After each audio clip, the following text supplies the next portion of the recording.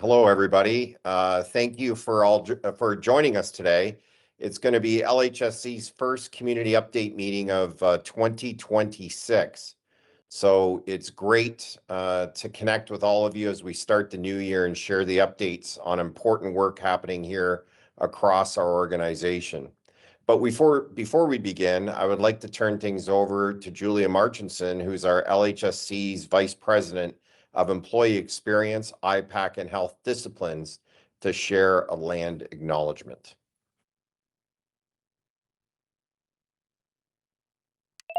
I'm here, Julia. Thank you, David. LHSC is located on the traditional lands of the Anishinaabe, Haudenosaunee, Lenapewauk, and Chinamton peoples on lands connected with the London Township and Sombra Treaties of 1796 and the Dish with One Spoon Covenant, wampum. We serve the First Nations communities of the Chippewa of the Thames, Oneida Nation of the Thames, and the Munsee Delaware Nation, as well as multiple First Nation communities in Northwestern Ontario. We acknowledge the grave injustices and cultural genocide of the residential school system perpetrated in our region at the Mohawk Institute in Brantford and the Mount Elgin Indian Residential School in St. Thomas. We recognize the value of Aboriginal healing practices and commit to collaborating with Aboriginal healers and elders in advancing their integration into care at LHSC, consistent with the 22nd call to action in the Truth and Reconciliation Report. We're also working to strengthen and expand Indigenous cultural safety training at LHSC, consistent with the 23rd call to action, and inspired by Joyce's principle that all Indigenous peoples have the right to equitable access without discrimination to all health services, as well as the right to enjoy the best possible physical, mental, emotional, and spiritual health. In doing so, we remember Joyce Echaquan and all the Indigenous people harmed in our healthcare systems, victims of systemic anti-Indigenous racism. We work every day at LHSC to do better. Thank you, and I'll hand it back to David. Thank you, Julia. So these meetings are clearly an important opportunity to share what's happening across LHSC and to celebrate the work of our teams and the impact they have on our patients, families, and communities. And as always, these meetings are live streamed through YouTube and a recording is made available afterwards. Also, our meetings are on replay on Rogers TV London. So each month we highlight examples of how our staff, professional staff, leaders, learners, and volunteers, along with our patient partners, are improving care, advancing research, and supporting one another. These meetings are a place of transparency, of conversation, and to have a conversation highlighting our progress and achievements, as well as discussing the challenges and opportunities in front of us. As always, I really want to thank everyone who continues to join these sessions and stay engaged with the work that we're doing. Your involvement clearly helps shape these conversations and keep us focused on what matters the most, which is all of you. So I'd like to start today by providing an update about our Great Moments Recognition Program.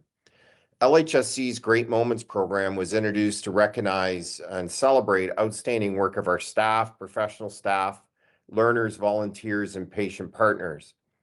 The program allows you as a patient, family, and community member to fill out a simple web form to share messages of recognition to our team members.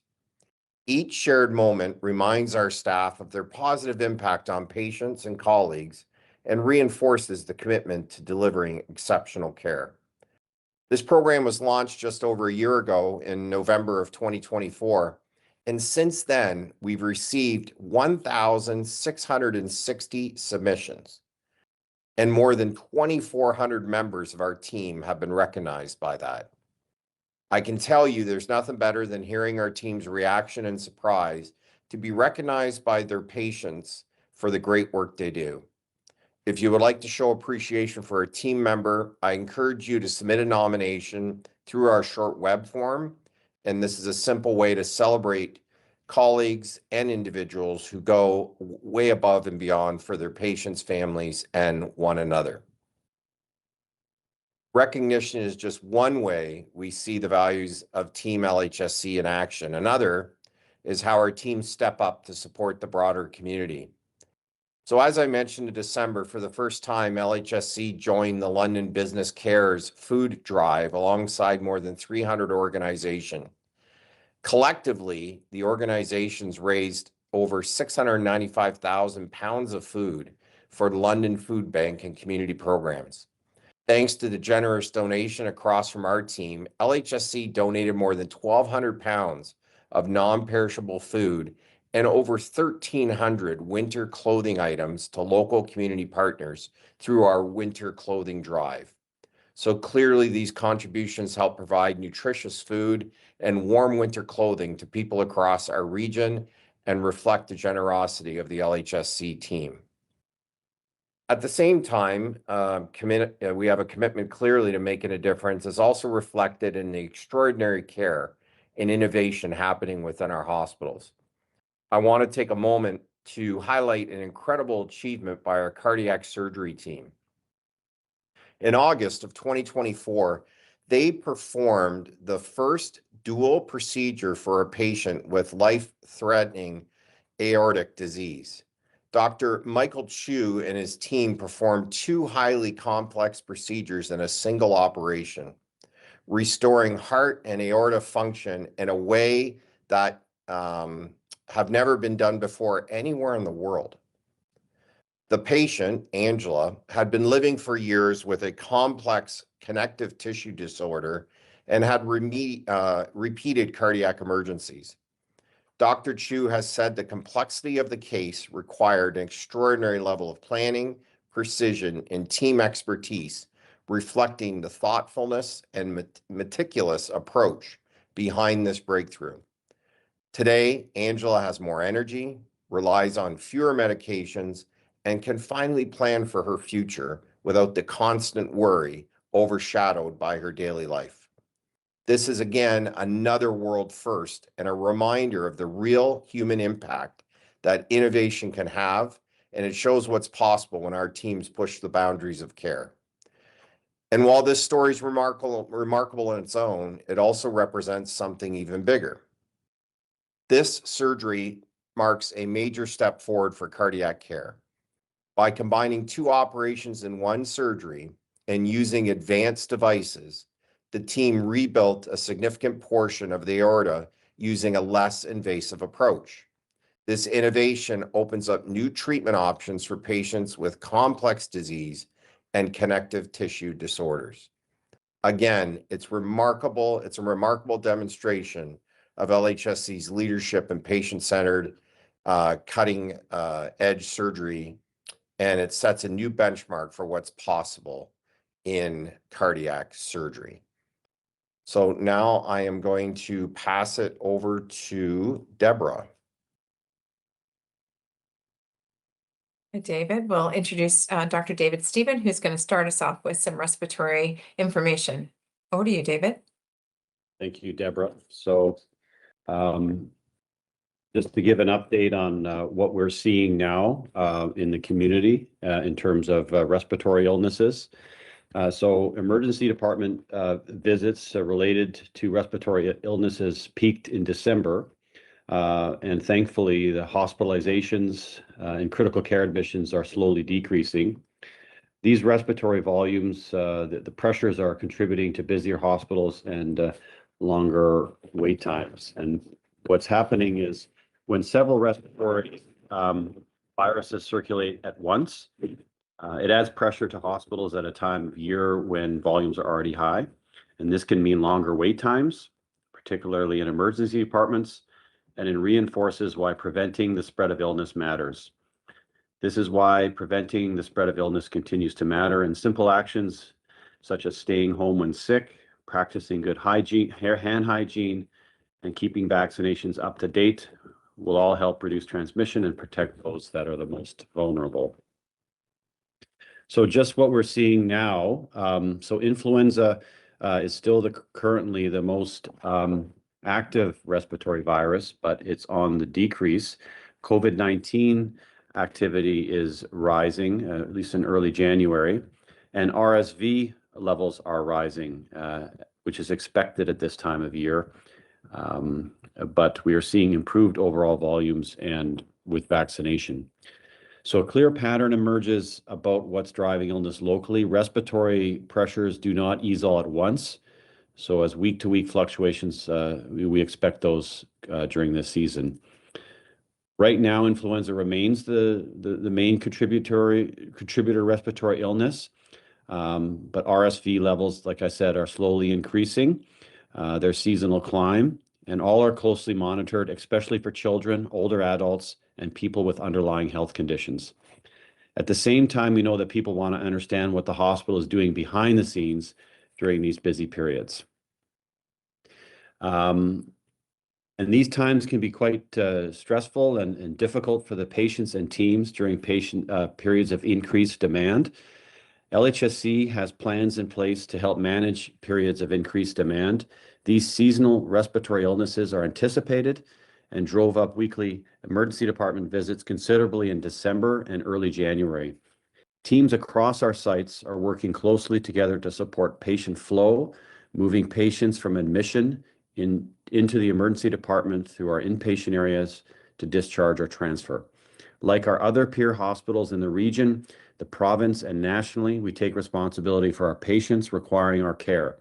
In order to support increased care for the needs of our community and continue to support patients who require regional specialty care, we have identified additional surge bed spaces. We continue to work with our partners to support care closer to home, and we are fully engaged in our LHSC to home, hospital to home program, enabling appropriate supports for patients transitioning home. Finally, our focus remains on our patients, improving them safe, quality care, and supporting our teams through what we know is a demanding respiratory surge season. Thanks, Deborah. Dr. Stephen. Yeah, thanks so much. Good to hear that we're having some change to our respiratory season with that early surge, certainly concerning.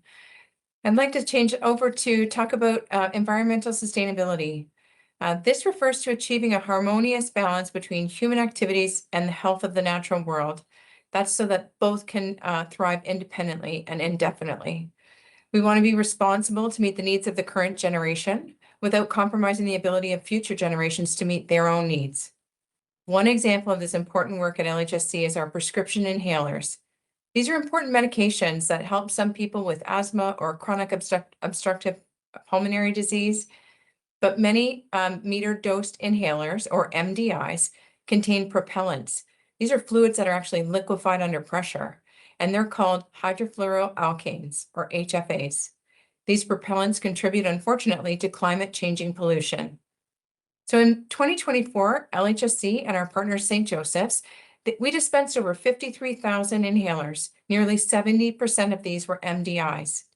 The carbon dioxide equivalent from just these inhalers alone is equal to a car circling the Earth 96 times.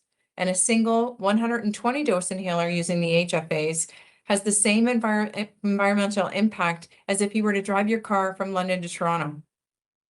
The images that I'll show are inhalers that patients might use, each one obviously essential for care. But if they're not disposed of properly, the propellants can actually continue to harm the environment. Knowing this, I'm sure your next question is, what can we do to reduce this impact and make it easier for patients to do the right thing? And so we bring you our next slide. To address this, we have joined with our partner St. Joseph's to the Go Zero Recycle program. So patients can return any type of inhaler, and if you have aero chambers at home, we'll take those as well, to any of our clinics. And the program safely recycles them, including capturing that propellant, that harmful chemical fluid, so it doesn't go into the atmosphere. We're also offering non-propellant inhalers now, like dry powder or mist type alternatives. These options can be just as effective for patients, but have a smaller environmental impact.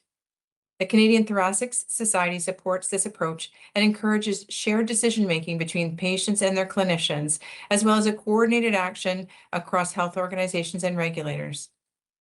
By making recycling easier and offering greener options, we can help protect both our patients and the planet. Next, I'd like to highlight how we beat winter blues. So supporting well-being during the winter months is equally as important, not just with respiratory season, but also January can be a challenging time for so many people.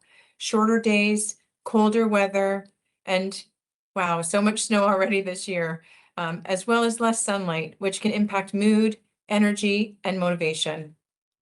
This sometimes contributes to winter blues, or in a very small subset of patients, it can be called seasonal affective disorder or winter depression. There are simple, everyday actions that can help support mental well-being during this time of year. Getting outside for natural light, even for a short walk, can make a difference. Remember from previous shows, we want to make sure you're safe with your walking, and so check your environment as well. Movement, however, whether it's exercise or gentle activity, does help boost mood and energy. Staying connected with others is also important, so grab a friend, and especially during this season, people may feel more isolated, so please reach out. Prioritizing your sleep, defining small accomplishments, and taking moments of self-care, like doing something that you enjoy or that helps you relax, can all support your mental health. Eating nutritional foods, of course, fruits, veggies, and whole foods, but there's good news, and this is my favorite direction.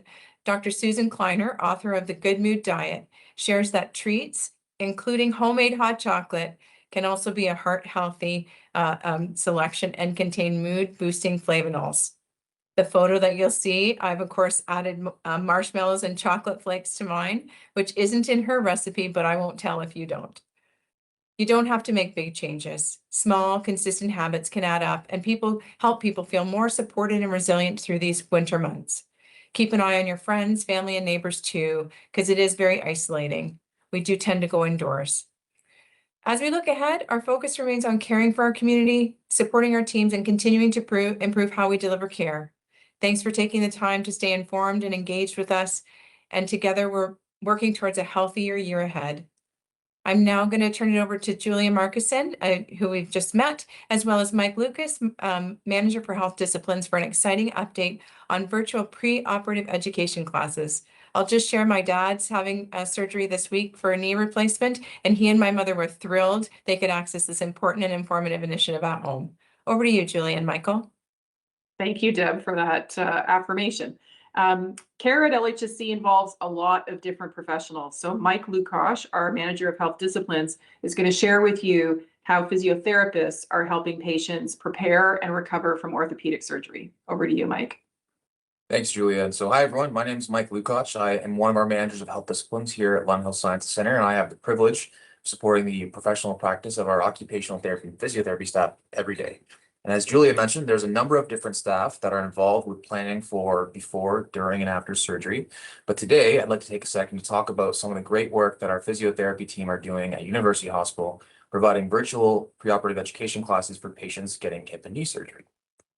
Now, before we go on, it might be important to talk about these surgeries and a little more information about them. So total hip and total knee arthroplasty, or as we commonly call them, total hip and total knee replacements, are surgeries that are often considered when pain and quality of life become a challenge, all right? And so patients with these types of conditions often have debilitating pain, loss of range of motion, and it really starts to impact their quality of life. Sometimes sleep becomes a challenge, mobility becomes really problematic, and you might not be able to engage with the activities that you find really meaningful. So the surgery is designed to decrease pain, increase range of motion, and improve activities that you might want to be participating in. Hundreds of patients receive these surgeries every single month at Lund Health Sciences Center, and so this makes this a very high volume and fast-paced area of care. Now, that being said, it's important to recognize as well that the length of stay for these surgeries is also fast. It's not uncommon that patients getting these surgeries are going home within 1 to 2 days. In some cases, they're actually going home the same day. Recognizing that's a short time frame, it's really important and vital that there's a lot of information, education to empower our patients and their families to feel equipped with their recovery plans. And this is where physiotherapy can come into play. So our physiotherapy team here at University Hospital helps to support and treat a wide variety of different patients, including those that have hip and knee surgery, back and neck pain, and shoulder and ankle injuries. Our physiotherapists and our physiotherapy assistant work really hard to provide detailed assessments and prescribe individualized treatment programs for our patients. And during the pandemic, our team started to think about what is something that we could do differently in the future to help support our patients, empower them, and help maximize outcomes after surgery. And this is kind of where the idea of preoperative education came to be. And if there's one theme I would say to take away from this talk today is that surgery, while very helpful, is one part of that recovery process, right? So joint replacement surgery is just one step. We also want to talk about how are we preparing for before surgery and what our plan is or our game plan is after surgery. In physiotherapy, we often like to make the joke that movement is medicine. So we often advise patients the more active, the more mobile that you can be before surgery, the better likelihood of having a really great outcome after surgery is. And it's really hard sometimes with pain and disability, but the more you can do before surgery, the better. We're also big fans that preparation is the key to success. And so this is where the genesis of this kind of education came in, that the more we can plan for after surgery, we can minimize challenges that happen after surgery, minimize stress, and just make that recovery process that much more seamless. So over the last couple of years, our physiotherapy team here at University Hospital has been providing live virtual group educational classes for patients who are having hip and knee replacements every single week. Classes are often offered several times per week. They're 60 minutes in length on average, and they're in a virtual format, and that's intentional. We recognize that our ability to help support our patients is maximized when we can provide education in a virtual format. So if there's patients that don't live in the London area, they can actually attend virtually. They can have their families attend. We can ask questions, and sometimes really, I say magical, but magical things can happen where perhaps patients are more familiar with the surgery. Maybe they're familiar with different community resources, and we can get patients sharing this information with each other. There is a QR code as well that was just shared on the screen that's in the presentation. But if you want more information about these classes, or you want to get in touch, as Deborah alluded to, for a class, there is an email address that you can reach out to. Topics that we commonly include also relate to the day of surgery, things like post-surgery exercises, how to best use crutches and walkers, how to climb stairs safely, and more. And over the last couple of years, we've seen a lot more enrollment in these classes. We've actually had, on average, about 500 patients attend these classes every single year, which really shows us that there's meaning here, there's impact, and that this type of education is very powerful for our patients. Other content we cover includes things like general support. We'll talk through planning through having families and friends, stay with you. You might not be as independent as possible immediately after surgery. We also spend quite a bit of time talking about pain. While we anticipate some pain with surgery, we want to make sure we have some good conversations about how to manage pain, expected levels of pain, and how to navigate pain, especially as you're going through post-operative recovery with things like physiotherapy and occupational therapy. We also spend some time in our classes talking through items like self-care, so things like bathing, dressing, grooming. So there are items that sometimes we don't think about as much in the context of surgery, but it's important to have a plan for how will you go to the bathroom. Is that something you need some supports for? We'll also talk through meal prep, right? So, if you're struggling after surgery, you might not be able to cook for yourself in the same way that you would like. And so having frozen meals or services in the community are really great resources as well. We also commonly cover that, again, that after surgery, typically there is no driving for about 6 weeks. And this really comes at the direction of surgeons. What we really want to do with this class is just help to minimize stress, help to maximize recovery. And in some cases, this class has been helpful to minimize calls to the hospital or having to come back for repeat visits because patients are just feeling that more empowered with their own recovery at home. So some examples of feedback that we've gotten over the last several years, and they'll come up in a second, for example, are the physio team member explained all the exercises that I will need to do after my hip replacement surgery. The staff member was very personable and knowledgeable. She explained each of the physio exercises and the benefit to each one. And the appointment was well organized and provided all the information I needed. And then that last comment is really important for us because when we look to the research, preoperative education has been shown, even as minimal as one session, can be very empowering, very impactful to help maximize someone's recovery after surgery. And this helps us to optimize, reflect, and change the class in the future so we can better support our patients. So where do we go from here? So we've been providing hip and knee education classes for those patients over the last several years, but we're really happy with this type of model. We've actually started to look at, can we use this preoperative education, this virtual preoperative education, with patients that are receiving other types of surgeries? So over the last few months, we've actually started to do a very similar class for those patients who are getting surgery for their low back, and we've had lots of great feedback so far. We're also ensuring that we record our class sessions. Sometimes you get a call and you might have surgery that's really quick, or it might be in a few days. And sometimes we can't get someone in for a class session. by recording our classes, having them posted online and easily accessible, we can ensure that, again, there's much more information that's shared with our patients to maximize their recovery. And the last thing we're always trying to do, and this is more of a research piece, is just trying to evaluate, how impactful is this class for our patients? We're measuring things like, do patients have enough information when they're discharged from the hospital? Are we seeing changes in complications after surgery? And in some cases, are we seeing that patients maybe don't have to stay as long in the hospital after their surgery? So thanks again for having me today to talk about the work we're doing in the physiotherapy team at University Hospital. And I will turn it over to Dr. Chris McIntyre for an update on the Research Institute here at LHSC and participating in clinical research. Many thanks, Mike. And it's great to have an opportunity to talk about patients and clinical research.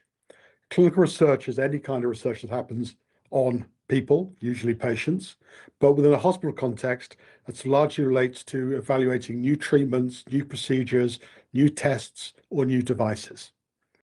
Now, the way that's often done is through clinical trials. And clinical trials come in 4 flavors, and they're continuum, starting at 1 and going through to 4. The first part is just trying to see if the new treatment is actually safe and working out how much we will need to give to get the effect we want. The second bit is the important bit, is comparing it against not giving an active treatment to checking that it actually does something. The third part is when you can compare your new treatment to that which you already have to see whether or not it's actually a additional piece of progression or is not as effective as what there already is. And the fourth part is the long-term monitoring after treatments out there in the real world to make sure the assumptions you made about safety and efficacy are true. And we do all kinds of research over this whole continuum here in LHSC. The clinical trials piece is particularly important as it's the core of our central mission. And that's to really address that primary human need, particularly when ill and vulnerable, to both be safer and feel safer. We have 3 pillars focused on that, one of which is actually discovering new treatments, getting things you can't get anywhere else, looking at the best ways to apply therapies to get the best out of them. But the clinical trials is about bringing the best and the newest treatments, like cancer drugs, like new devices, to our patients. And we're committed to trying to be as innovative and agile as we possibly can be in how we do that, and how we provide the maximum number of people the maximum amount of access. Even now, we have nearly 2,500 active clinical studies happening in the hospital at the moment.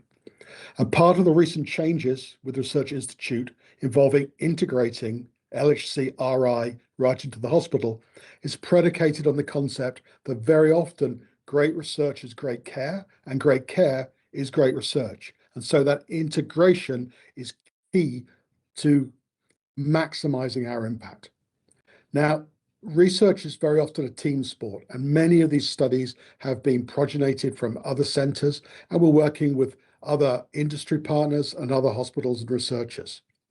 But I just want to spend a moment talking about some of the trials that are actually led and generated from here to give you a sense of the scope and the scale of what we do. We're doing work on new forms of stroke detection using new imaging to find where the source of the blood clots are that are broken off, lodged in the brain and caused a stroke, so we can treat them better. Cancer is a very important focus here at LHSC.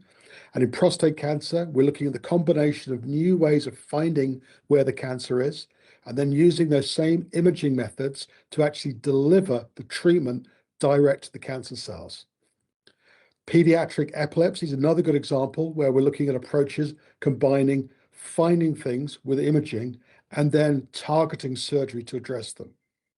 Dialysis, my field, I'm a kidney doctor. We're looking at using different dialysis filters that have bigger holes in them than usual, so they replicate more what a normal kidney does and clean the blood more effectively. And in the world of pediatric cancer, we're looking at the idea of having backpacks. So instead of children having to spend time and energy and stress being tethered to IV poles in a hospital, their chemotherapy can be made available in a mobile format that they can wear in a backpack and be administered outside the hospital. So this is important work ongoing. But how as a patient do you get to participate in a trial? Well, the first part at the moment is to talk to your physician or your care team and ask what's available at that time. There are provincial and national resources as well that can be interrogated online readily. And then when found eligible, there's also screening and consent processes. This is the current status quo. We're hoping shortly to be able to introduce a system by which all patients will be made available to be screened, and we'll be able to actively offer which treatments are available in a trial format to all patients proactively, rather than relying on patients navigating that fully themselves. Then the last really point, I just want to make a couple of facts about research.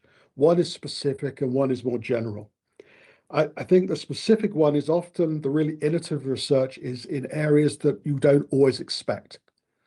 If you look at how much of your body is actually made up of cells that are you by mass, it's about the lower half of your lower leg. Everything else is air, water, or dead cells like hair or sometimes parts of bone. If you look, though, at the part of you that is actually microbes, bacteria, largely living in your gut, that is actually a larger proportion of your body than your own cells are. And these microbes in your gut are essential to health and play a crucial role in disease. And working with our partners at St. Joseph, we've identified that if we can take microbes from other people's gut, from their feces, treated, purified, and administer them to people with diseases, we can alter those diseases. And here at LHSC, we've been doing groundbreaking work showing that it actually is equally true with the response to cancer as well. And we can actually increase the response to standard cancer therapies significantly by providing a healthy biome, a healthy collection of bacteria from patients who are not affected. And the last, the general point, which is there is excellent research around the world that is absolutely clear. People's outcome, people do better if they're being treated in a hospital that is active in research compared to hospitals that are not active. And that's crucial for us as an overall institution to carry on delivering the best care we possibly can. And with that, I'd like to hand you over to our Director of Health Ethics, Rob Sibbald. Thank you, Dr. McIntyre. Before I start on the importance of advanced care planning, I'd like to introduce and explain a little bit about the role of clinical ethics, which will give you some context to this presentation. All large hospitals in Canada have small teams of specially trained ethicists dedicated to supporting clinical, organizational, and research ethics issues. In clinical situations, these teams provide support to healthcare providers, patients, and families when they feel stuck in a difficult decision. Stuck can mean different things. It can mean that there are no good choices to make, that there are good reasons to choose from very different paths, or that there is disagreement about what decision is best. We support these decisions through clarifying the values that underpin them, clarifying common purpose, and sometimes clarifying policy, professional, or legal standards that impose obligations on all of us. A common clinical scenario in which ethics may be called is one in where a patient is unable to speak for him or herself, and there's uncertainty about what matters most to them and how they might choose among acceptable treatments or directions of care. And this is why we wanted to share some information about the role of advanced care planning with you today. When patients coming to LHSC are unable to make their own treatment decisions, we refer to them as being incapable of the ability to either understand treatment decisions or appreciate the consequences of a decision. There are several factors that lead to this assessment. A patient may be too young, they may be unconscious, or they may have a condition that impairs their cognition. But whether patients are capable or not, clinicians are taught to first understand who their patients are and what matters most to them regarding illness and health before considering what treatment plans should be discussed. This is known as patient-centered care. Even in an emergency, knowing what a patient would want if they could only express it can drastically change the course of treatment we provide. This isn't just an ethical commitment that clinicians hold, it's a legal one enshrined in the Healthcare Consent Act. In addition to informing clinicians how to make decisions, the Healthcare Consent Act also instructs family members or powers of attorney how they are required to make decisions when a patient is incapable. And these rules are also guided specifically by the wishes and values of the patient. Unfortunately, most people don't think about these situations until they're in them, and it becomes much more difficult when we are left to guess what we think a loved one would want if, for example, they permanently lost the ability to swallow, to breathe independently, or if there was no prospect of living independently again. Each of these scenarios has no right medical outcome or treatment choice without reference to the patient's own wishes and values. And what many families don't anticipate is the guilt associated with the guessing or the conflicts among family members that can ensue. And this is where advanced care planning can help. There are 3 important things to note about advanced care planning that many people misunderstand. The first is that advanced care planning is for everyone. Many people think that this is only something you do when you are at or nearing the end of life. In fact, there are important benefits to advanced care planning at any stage. Most importantly, ensuring that the person making healthcare decisions for you is the one that you want. This is because the Healthcare Consent Act specifies who we must turn to for decision-making if you have not specified it yourself. People are sometimes surprised to learn that their 16-year-old child could have as much say as their parents, or that a 20-year-old boyfriend might have more say than a parent. Second, creating an advanced care plan or even specifying a power of attorney does not require a meeting with a lawyer. In fact, there are very accessible tools online that anyone can use, and I will share a very specific website at the end of this discussion. Lastly, an advanced care plan is not a document you create once and hide with your will. It is something that should be revisited regularly, and increasingly so if you suffer from a chronic or degenerative condition. In this way, you are free to update and change your mind as you learn from more experiences with the healthcare system. Sometimes even observing a loved one's experience with a health condition can help crystallize your own values and wishes. So what does the process look like? The first thing to do is decide who for yourself you would want to make decisions if you were in fact incapable. This is more a matter of who you would trust than anything. This should be someone who you would trust to carry out your preferences, even if they would upset other family members. The next step requires engaging in conversation with the person or persons you've chosen, as well as other family members so that they can understand the choice you have made and the reasons for it. Importantly, this should prevent them from additional surprise in the event of an emergency. Depending on who you choose, you may need to formalize this decision through a power of attorney. For example, if you are married and you would want your spouse to be your decision maker, you don't need to create a power of attorney. But if you are single with no children, but you have several siblings, it can be very helpful to create a power of attorney to prevent conflict among them. For many, this might be the only thing you do in creating an advanced care plan.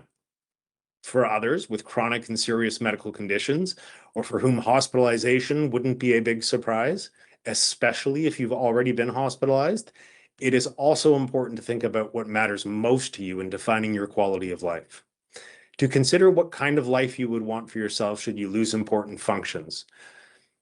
These can be scary situations to think about, and for some, they may prefer simply to let their loved ones make those decisions without ever having discussed it.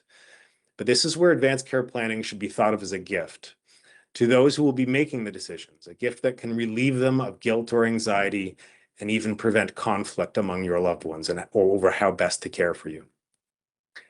Even without strong choices, thinking about these situations and having the conversation can be incredibly beneficial. In some situations, you may choose to write your preference down, though this isn't strictly required. The process and conversations can be intimidating. Your starting point should be to visit this following website. It is advancedcareplanningontario.ca. If you are uncomfortable with the internet, you could alternatively ask your family physician if they think you would benefit from an advanced care plan and where you should go next. When it comes to the conversation, just be frank. You are simply trying to protect your future self and your loved ones. Sometimes it can be helpful to start the discussion by referring to a story from the news, or better yet, a personal experience with hospital care that you and your family have shared. In having these conversations and documenting when appropriate, it will ensure that in the event of your hospitalization and inability to participate in decision-making, that we are still taking your lead. Thank you very much. And with that, I'm going to turn it over to Tara McDonald and Linda Cotell. Great. Thank you, Robert. My name is Tara McDonald. I'm the manager with the Southwest Regional Cancer Program. Today, I'll share how the peer support program came to life, how it supports people across our region, and why connection matters so much throughout the cancer journey. I'm joined by Linda Cattell, co-chair of the Cancer Care Patient and Family Caregiver Advisory Council, who's been instrumental in shaping the peer support program based on patient and caregiver needs. When someone hears the words, "you have cancer," one of the first things many people feel is overwhelmed and isolated. Even when surrounded by family, friends, and the incredible healthcare teams here at LHSC and the Verspeten Family Cancer Center, patients often tell us there's still a gap in support. That gap isn't just felt by patients, it's also felt by caregivers who are trying to stay strong while supporting someone they love. While cancer care involves many appointments and treatments, people often tell us that another hard part of their experience is what happens at home, when the questions, worries, and emotions have space to settle in.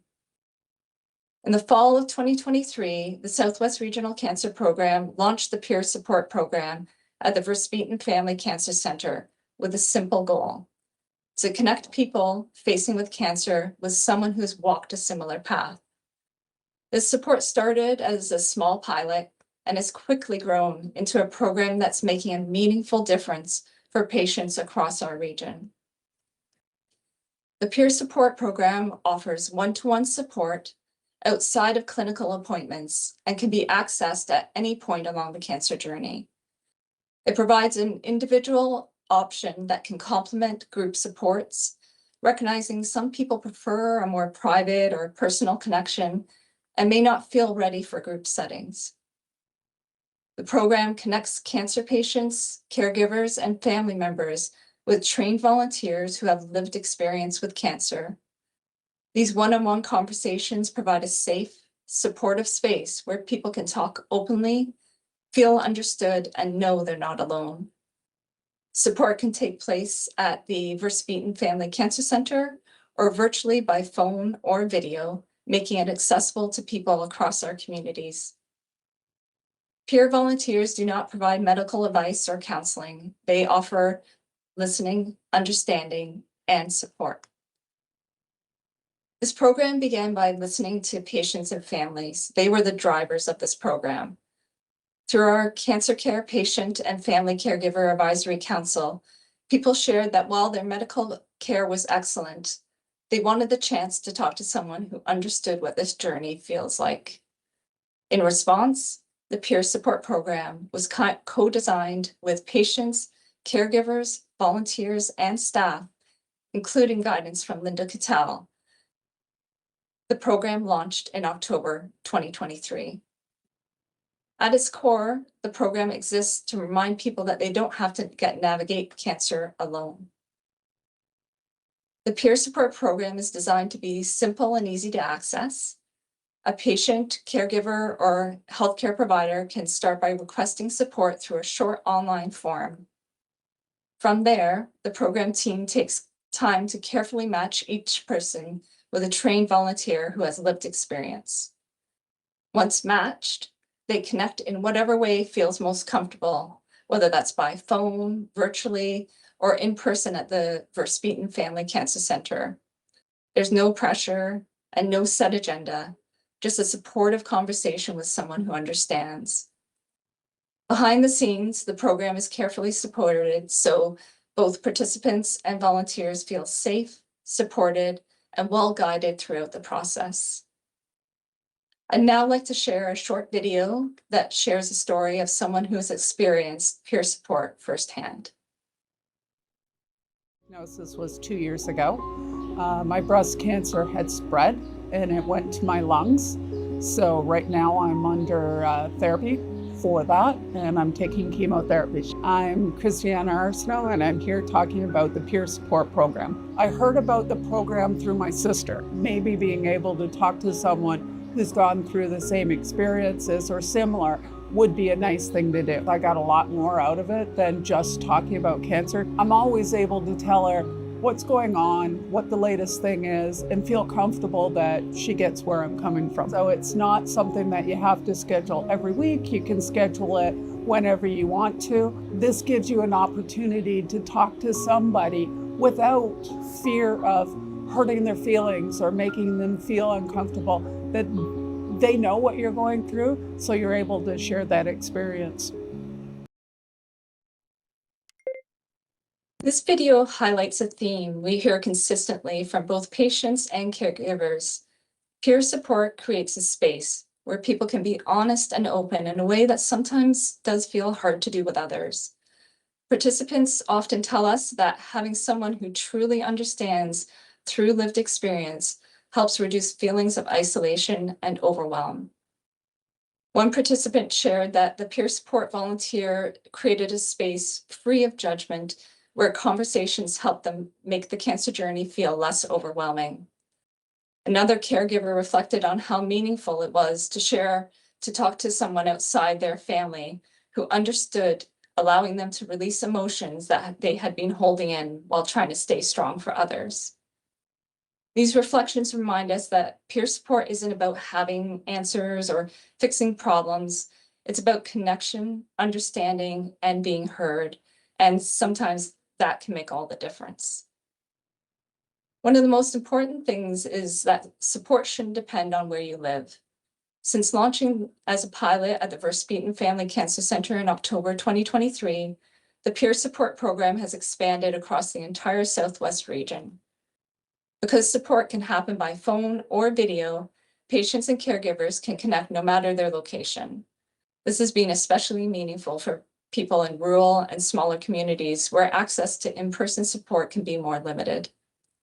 To date, 66 patients and caregivers have reached out for peer support, with referrals coming from multiple communities across our region.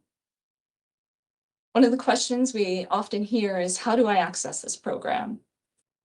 Referrals are very simple. They can be made by patients themselves or family members or caregivers.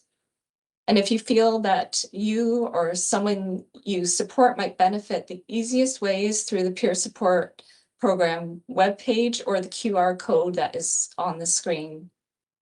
The online request form is short, confidential, and doesn't require a formal referral from a healthcare provider.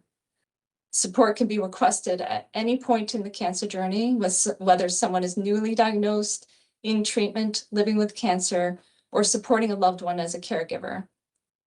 Once a request is submitted, the program team carefully reviews it and works to match the person with a trained peer support volunteer. It makes it accessible to people across our region, including those who may not be coming into the cancer center regularly.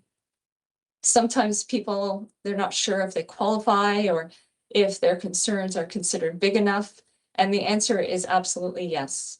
If support would be helpful, this program is here. If you're interested in becoming a peer support volunteer, you don't need a medical or counseling background. What matters most is the ability to listen, offer empathy, and provide understanding. All volunteers receive training, screening, and ongoing support from the program team, and volunteering is designed to be flexible and meaningful. For many, becoming a peer support volunteer is a way to give back, to transform their personal experience into support for others, and help ensure that no one has to face cancer alone. If you or someone you care for might benefit from peer support, or if you feel called to share your lived experience by becoming a volunteer, we would welcome that conversation. Now I'd like to turn it back over to David for closing remarks. Thank you, Tara and Linda, for joining us today and sharing very important information regarding the peer support program and how it's supporting patients at the Cancer Center here at LHSC, Verspeten Family Cancer Center. So before we close, I want to remind everyone that we have a web form available for you to submit questions to be answered in these meetings. You can find the link in the description on YouTube and also on our community update meetings page of our website. We also have the QR code up on the screen right now for you to scan, and it will take you to the form to submit any questions you have. Since our December meeting, we haven't had any new questions. We truly appreciate your engagement and encouragement, and for you to continually submit any questions you might have. They clearly help us ensure we're addressing the topics that matter to you most. So again, thank you for everyone tuning in today. And to our media partners, please join us in our media scrum now. At 1 o'clock. And we look forward to addressing any questions you might have for us. So see our media partners at 1. Thank you.